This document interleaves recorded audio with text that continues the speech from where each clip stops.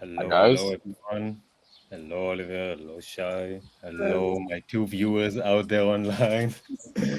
Hopefully, more Hey. to come. Let's see. Going up there slowly. Hello, everyone. Welcome to the second episode of Life in General. I'm your host, Tofik, together with Oliver. And I would like to welcome a very special guest with a very funny story that shows how small the world is, that I will jump yeah. into a little bit. Shay Greenvald. Before I will give Shay the introduction to herself, I would like to just maybe share one story, a very funny story about Shay and Oliver here. So me and Shay, we met in Prague, I think around 2016, something like this, or 2015 when we both started university there. I met Oliver last year exactly when we were studying in the MBA. And apparently, Oliver and Shay, Oliver, he's from LA, Shay, she's from Israel, but she's living most of her life abroad. They're cousins. And we found out, technically, not so technically, but they're very close to each other and they know each other. And we discovered this year. So just to show how small the world is, knowing Shay and then knowing Oliver and then knowing that they're related. So without further ado, I would like to welcome our second guest, Shay. Shay, please feel free to introduce Thank yourself. you. So basically, I'll give some background about myself. So I grew up here in Israel, and I moved to Oliver Yusuf. uh, I Just grew keep up here. talking. You're making it hard. Sorry. And then I moved to Thailand when I was 12. I lived there for 2 years, and then from there I moved to China. For I did my entire high school there. So you And moved from Israel to Thailand to China. correct. When I was Okay. 12. And then I did my high school in China. I think I did a half a year internship afterwards, and I studied like a course in Hong Kong. So I was in Hong Kong for a bit as well. And then from there, I moved to Prague, and then I did my university there. So and then I stayed. I stayed in Prague for 10 years total.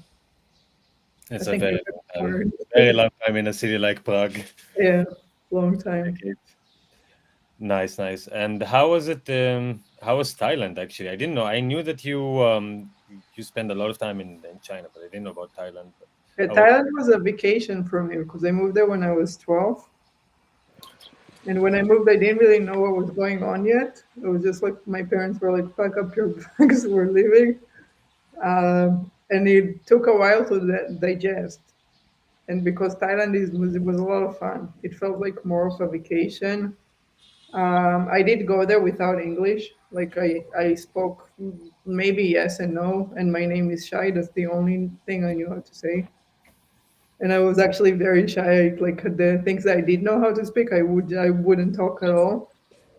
So it was very difficult in terms of like in school, in high school, it was very difficult to find friends and anything that required basically the language. But being at home with the family, traveling, seeing the place was a lot of fun. nice? And how would you say like? And then you moved. You said you moved to China, and how was like? Do you feel like although they're like very close to each other, like in the same continent, do you feel like they're like more similar or more different in terms of Basically, living? both How you experience? in in Thailand and in China, you're in a very like very small international community, like in a bubble basically. So it was like a bubble there and a bubble there. In China, there was an even smaller international community where I lived. Um, the experience with the people was very similar. It was still like being around a lot of international people. You'd always try to find the people that are from Israel because you love like it'll be easier to communicate for me at least to communicate with them. Um, so the experience itself of the adjustments and everything was quite similar because it was going from an international school to an international school. The culture itself was more difficult, I think, in in China because it wasn't a touristic city. In Thailand, there was more or less in a touristic city, so people were more like used to seeing like expats, tourists. They were spoke more English like on the streets, and then in China it was more like people will take photos of you because you were a foreigner. It was like way different. Yeah, I can imagine how it is to. I mean, I cannot imagine how it is to be there actually as a foreigner. But then after China, you moved to Prague, right? Yeah, after China, I moved to Prague. I spent some time in Hong Kong as well, but just studying, not very long, and then I moved to Prague. And how was like? I mean, I know a little bit about some of like our mutual Prague experiences, but how would you like say describe your let's say your living in Prague if you had to describe it in one word? How would you describe it? Prague was fun. It was the university, like university years. I Yeah. think the main focus was having fun in Prague.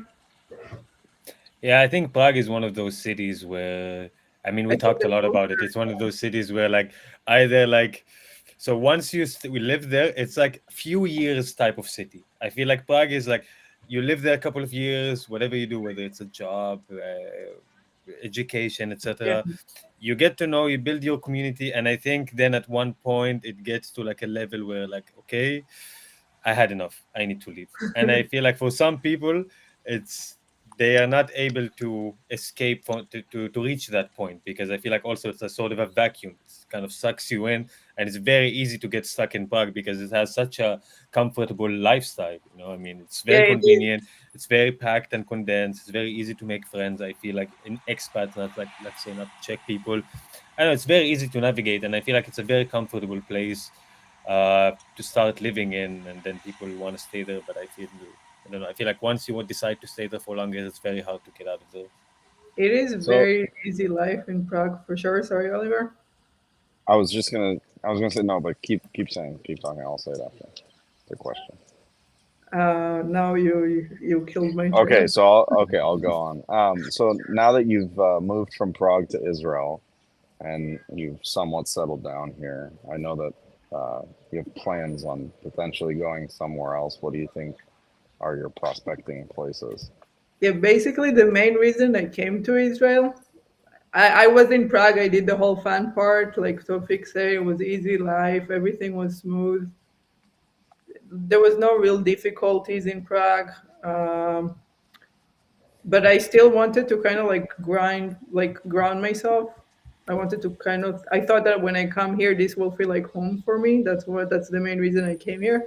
And then I realized that once you live abroad for so many years, you kind of like it shapes you. You don't become like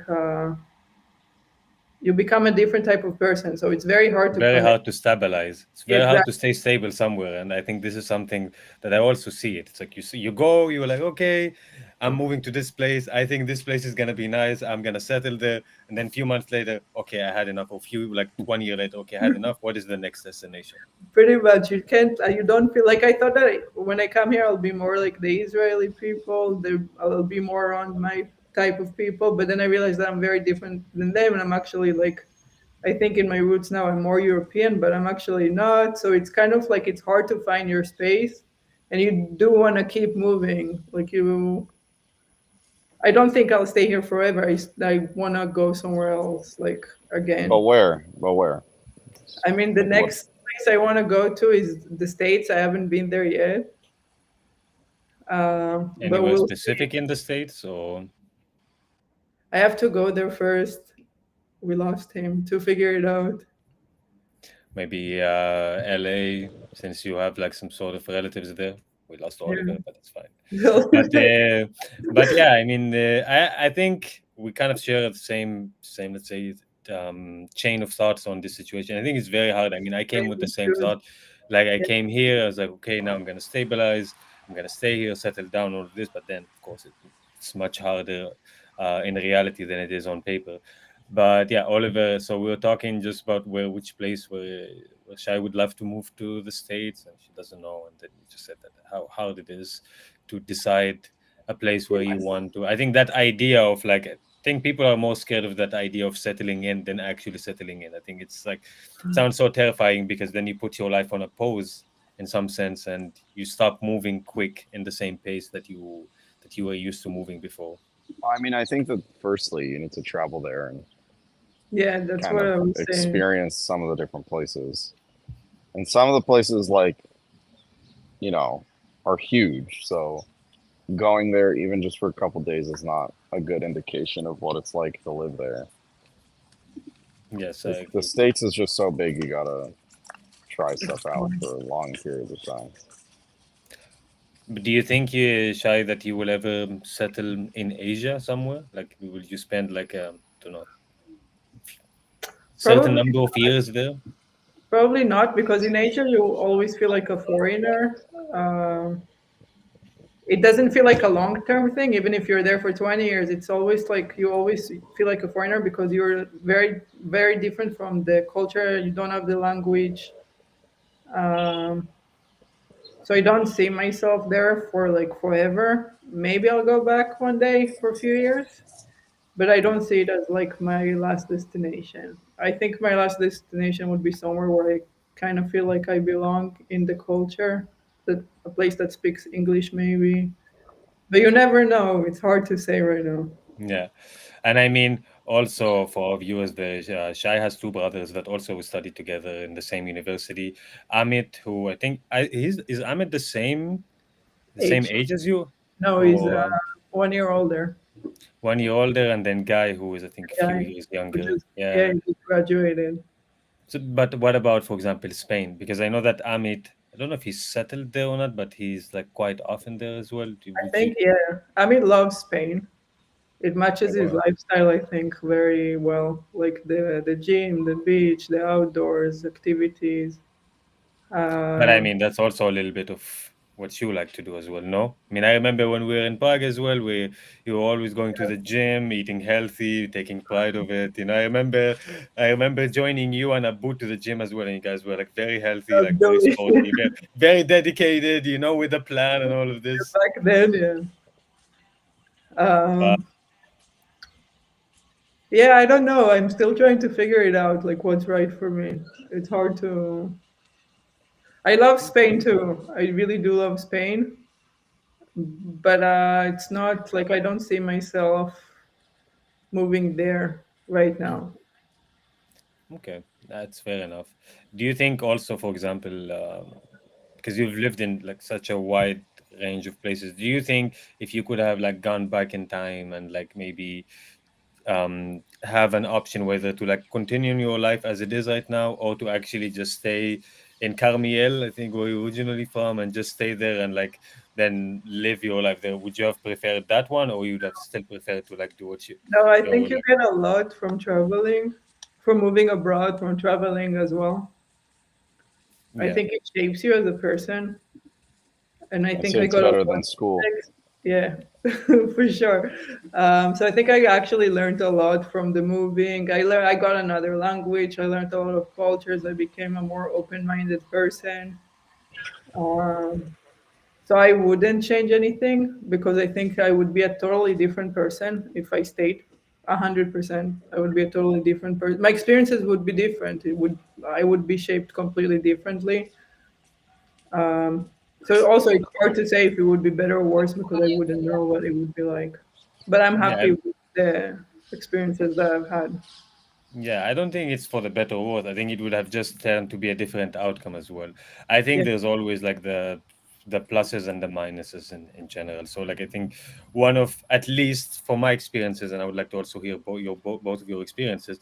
I think one minus about the whole part of living abroad is actually maintaining, let's say, stable relationships as well. And I'm not talking just about romantic. I'm also talking about like friendships as well.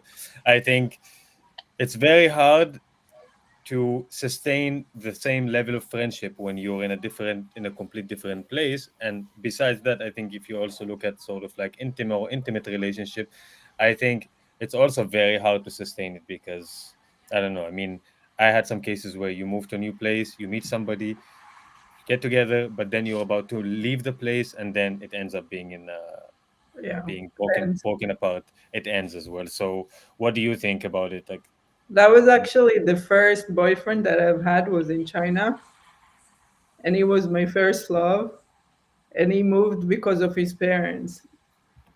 So that was my first like ever experience with relationships. Was like a relationship that was I thought was good back then, and it ended because of move, because of the guy's parents. So that's how I was like introduced to the dating world. Pretty much exactly what you said. I think it's more difficult for sure to maintain, especially when you're younger and you don't have a choice. Like your parents move, you have to move, or your university ends, you have to go back to your home country. And then if you date somebody from another culture, for sure you need to put more work. Sometimes it's much harder than if you both live in the same place. Then you just have to make it work in the same place. I've also been in long distance. I Yeah, think but we everything. I think it's a very common law or a very common rule. Everyone knows that long distance in general they don't Just really doesn't work. work. It doesn't work. I think Does people not work. people sustain the idea and people like to believe and hold on to that it can somehow work and this. I don't know. I think in general, looking at like historical events with other people, myself, and all this, I think in most cases you get drawn into it so much that you kind of loses fragments of yourself in trying to make it work. That in that way you end up shooting yourself in the leg and making it not work. So I think it's sort of like a vicious cycle. But I don't know. I think there are some people that make it work, and for them these outliers, like, well done. But I think in general, I don't believe in that notion. I think physical proximity is super important in for this. sure. For me, long For distance sure. kind of just helped me get over the other person because the distance make it easier. The breakup makes it easier.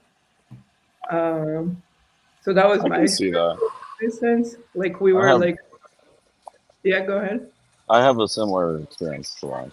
Like when I first moved to Israel for my semester abroad, I didn't want to break up with my girlfriend, and then as soon as I got here, I was doing quote unquote long distance, and then it just made it easier to break up with her.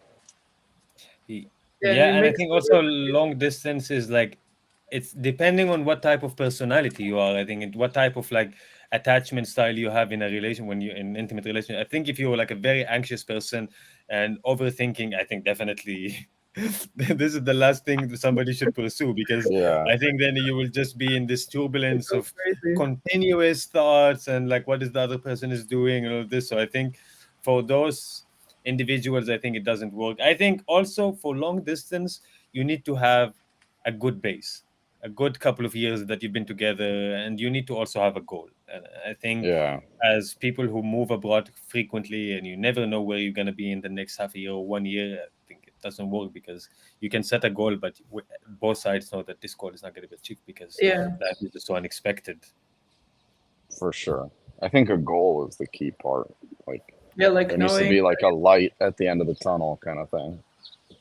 Yeah, and it doesn't have to be a specific one. I think there has to be some sort of an outline of like, okay, where do we see ourselves heading and approaching, and like what is the, and not sort of the end goal, but maybe the global goal that we're like aiming to reach. I think this is quite important. And Shai, when you moved to Prague, I think like a year later, you actually adopted a very cute dog. He's one of my favorite actually dogs that I took care of. He's one It's of like Vito. For those who know Vito, Vito is who don't know Vito, everybody it's knows Vito Vito. Vito Corleone. He's the best. The best. His breed is like what, a Stafford or something, and he's English supposed to be the most, Staffordshire. yeah, supposed to be one of the most like vicious looking dogs, No, and he is not. it's the You can cutest see by dog. his face he is not, and And he's he's also eight. he's allergic to dog food as well. That's a very fun fact about Vito. So most dog food, he has the He one knows dog food. type that he's not allergic to.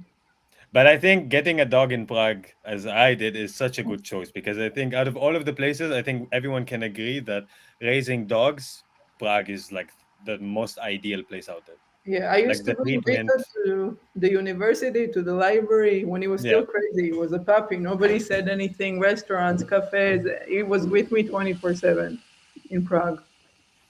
yeah. In Prague, you could take like your dog to the mall. I think Yeah, I've seen people taking their dogs to the movie theater. I think also like this is a fact. Prague has the most dogs per capita among like all is other it? cities in I the world. believe it. Yes, so and I think in general, like that's also some like criteria when I move to a new place. I check it like how well do they Yeah, the dogs there or this. And I think in Prague, for example, I mean we've seen it constantly. Like dog owners walk with their dogs without a leash, and the dog is so disciplined, yeah. doesn't move like a single centimeter from his owner. And then you have dogs like mine who's Yeah, just they like wait outside the stores for the owners too. exactly, exactly. And then there is Neo who sees somebody making a picnic in Rigo Visadi and just To going to run. destroy it and like running the. But Vito doesn't do it, no? No, Vito doesn't do it. Vito Vito definitely doesn't. does that. Yeah, next to me. Yeah, I remember taking Vito's care of Vito as perfect. well. And then after getting Vito, so how was it for you also? So you moved from Prague back to Tel Aviv, right? Yeah, yeah, And you moved Vito with you from Prague to Tel Aviv. yeah. I moved Vito. Vito also came to China once for Yeah? 4 months because we had the long summer holidays at uni. They were like 4 months, and back then I think he was only 2 years old. The first year I didn't go to China. I think when I got in that summer I stayed for summer school. Second summer I didn't have summer school. It was 4 months summer break, and Yeah. he was like a new dog back then, so there was no way I could leave him. So he came also to China, and now to Israel. Nice. Nice, nice, nice.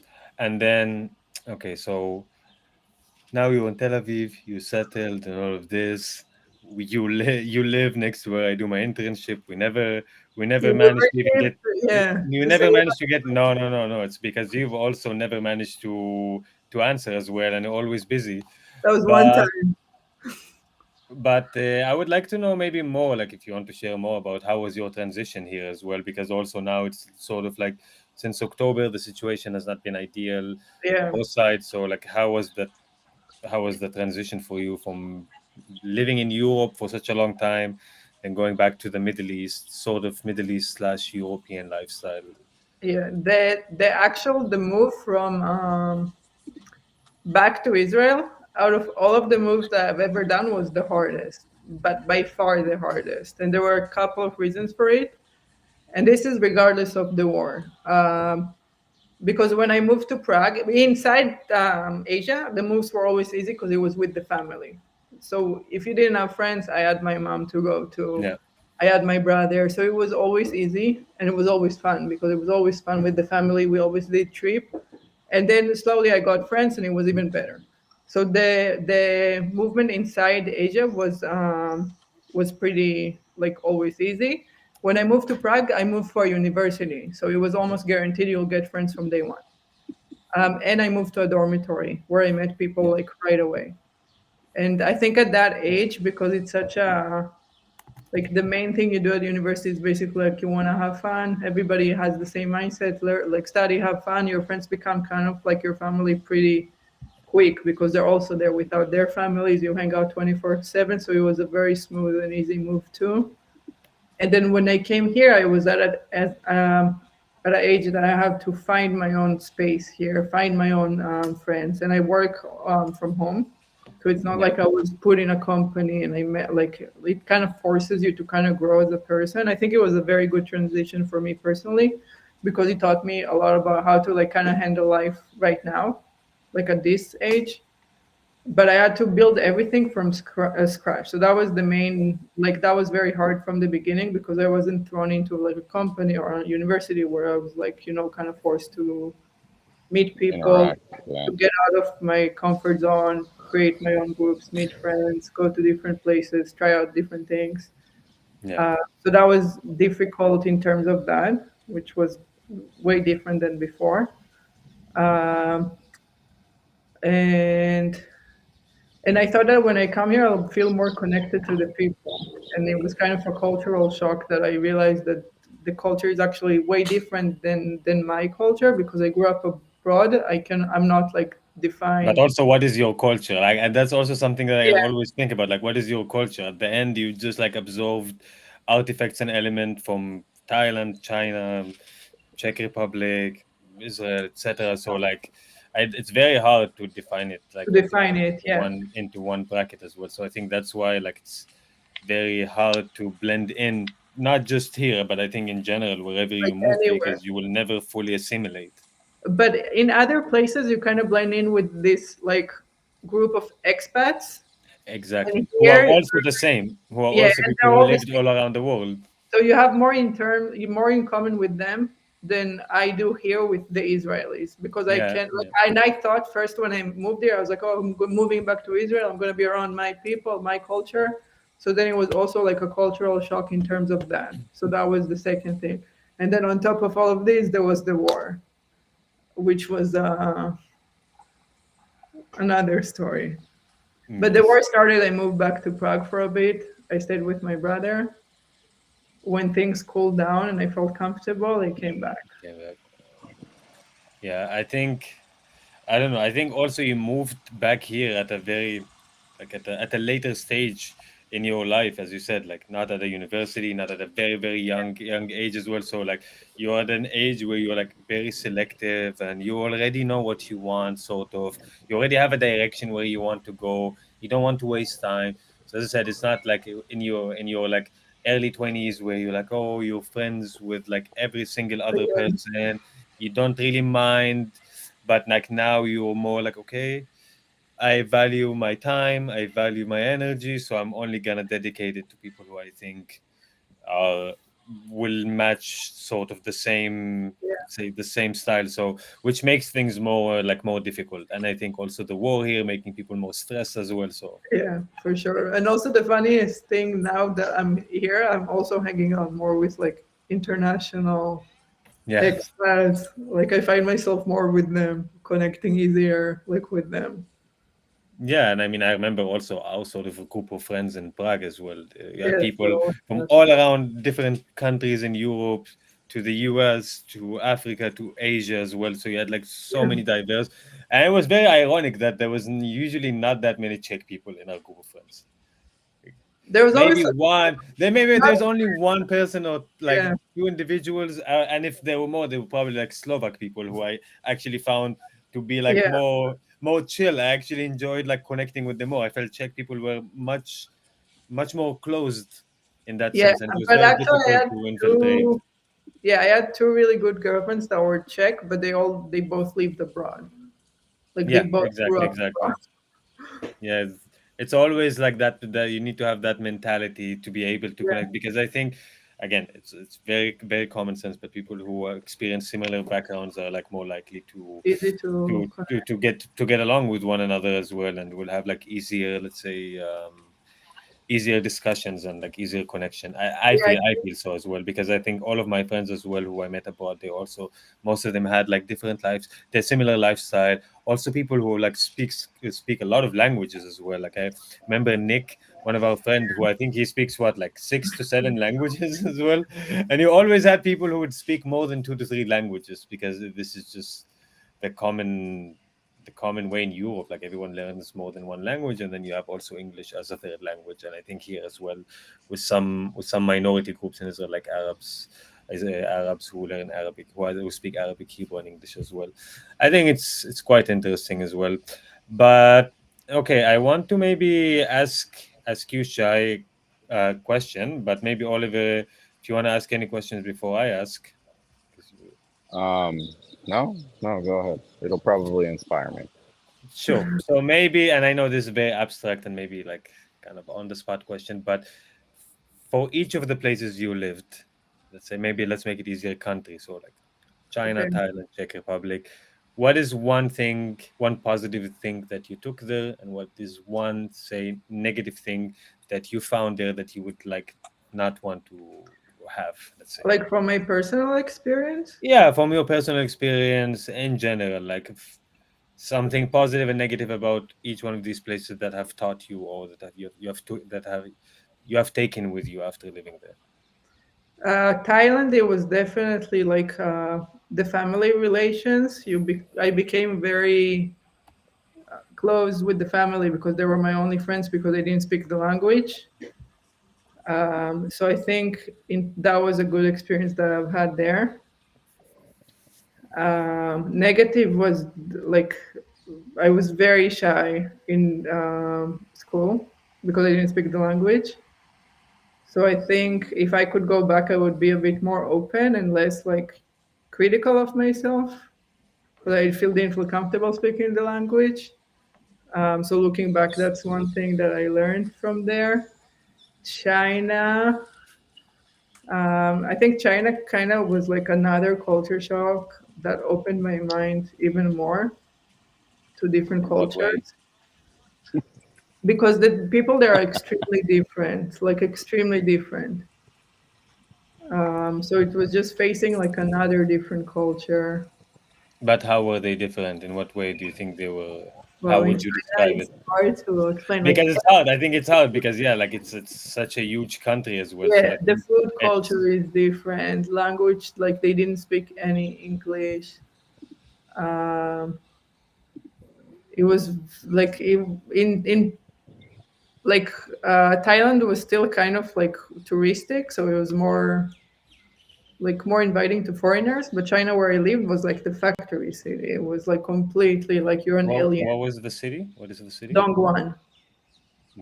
Don't know where it is. And we moved there like ages ago, where there were still no foreigners. So you have to kind of learn a bit of the language. It was more like tough. So it teaches you kind of like how to handle different cultures better, I would say. It was like a better life lesson in terms of I don't like think learning. I don't think I could ever do that personally. It just sounds It's so very intense. hard. Yeah, it is. Like You think it's a direct culture? Like, is it the type of culture that if they see that you've done something wrong, that somebody will point out and say, okay, you've done something wrong, or what, or more like, no, they will see you done something wrong, but no one will say over anything. there, you're an alien. People on the street take photos of you because you're like the only foreigner. It's like really, really like you can't even imagine. Like when we moved there back then, nobody spoke any English. We had to go around with like an assistant, like from my dad's job. She was helping us like rent a house, and because nobody spoke English. It was very hard to even go eat at Chinese restaurants because the food was so different. You don't know there was nobody to Yeah. communicate with. There was one Chinese restaurant that we knew we could eat at in the entire city. I remember it Wow. was close to a garden. Yeah. Otherwise, we ate like McDonald's or like there was not even like foreign restaurants back then. But you learn how to handle it. Like you learn how to speak a bit of the language. You learn, so it's a bit tougher situation. Later on, when Sort of on the spot learning, like you have yeah, to in order to survive, let's say, to some extent, of course, survive is such an extreme word, but in some sense, to be able to navigate and to be able to be a part of the society at one point, I think. yeah, so it was a bit tougher, like in terms of that there, because Thailand was more touristic. So that was, I think it's a good thing because you learn kind of like again how to open up to different culture and how to like maneuver. Bad was the you felt more lonely, I think, in because I was also at an age that I needed my friends more. And where I lived in the city was like there were not. I think we were three foreign girls that we were like really good friends, but it wasn't enough. When I first moved, I'm talking about first, second year. But then I moved to high schools in other cities. Actually, my high school, the last one was an hour and a half, like driving each direction. An hour without So traffic, but there was always traffic. So every day was like 3 hours of on the road to go to a good international school. It's unbelievable. Um, yeah, but it was fun. Like the living in China was really fun. So that's that. So the isolation, everything. Now we're to Prague. Prague. The best thing was the friends going out.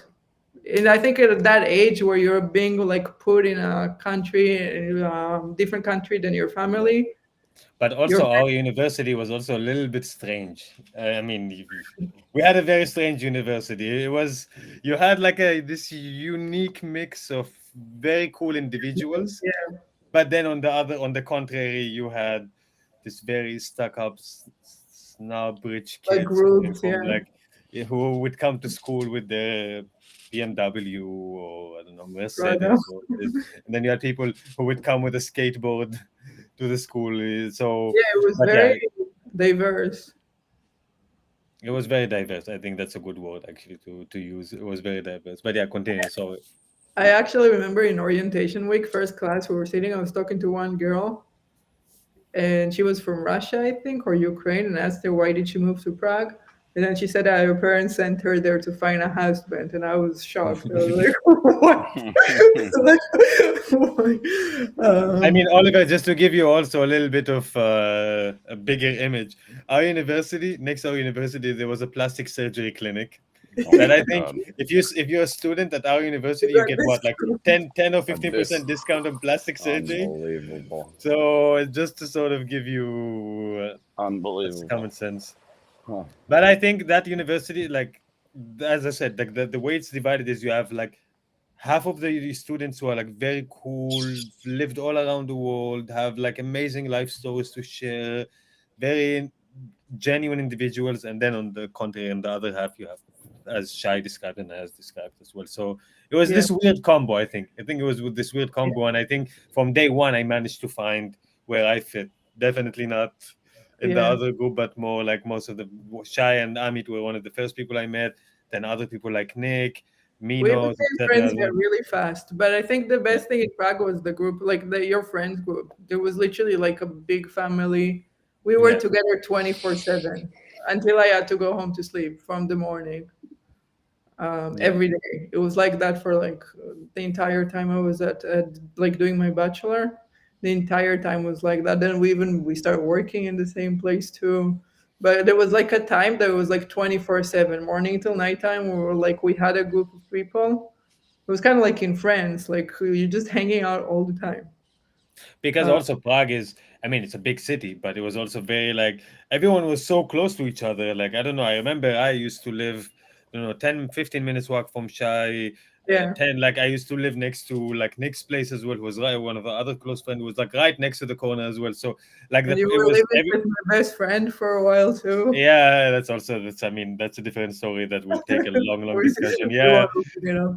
But yeah, it was just very, it was a very big support, like a family support group that everyone was close to each other, hang out with each other. I think the infrastructure of Prague allowed also a lot of meetup spots and etc.